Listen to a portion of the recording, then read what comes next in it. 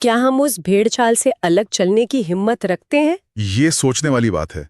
तो अगर कर्ज इतना बुरा है, तो इस चक्रव्यूह से निकलें कैसे? यहीं पर आती है किताब की core strategy baby steps. Baby steps, छोटे-छोटे कदम। हाँ, एक के बाद एक लिए जाने वाले कदम।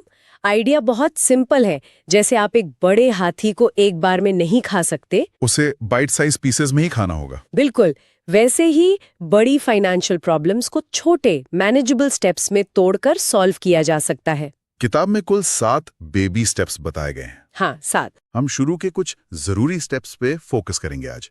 पहला कदम है एक स्टार्टर इमरजेंसी फंड बनाना। ठीक है। फिर आता है सबसे महत्वपूर्ण स्टेप, सारे कर्ज, घर के लोन को छोड़कर वो खत्म करना।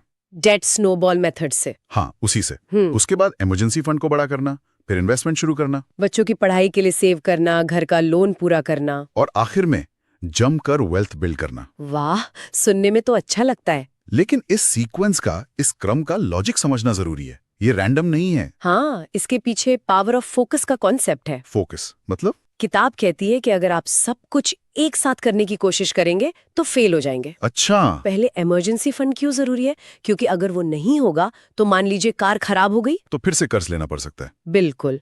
और डेट स्नोबॉल क्यों? क्योंकि कर्ज चुकाए बिना आपके पास इन्वेस्ट करने के लिए न तो पैसा होगा और न ही वो मानसिक शांति। सही बात है। फोकस एक समय पर एक ही चीज पर रखना है, ताकि प्रोग्रेस दिखे और मोटिवेशन बना रहे। बिल्कुल। तो आइए पहले 2 बेबी स्टेप्स को थोड़ा डिटेल में समझते हैं। बेबी स्टेप 1 क्या है?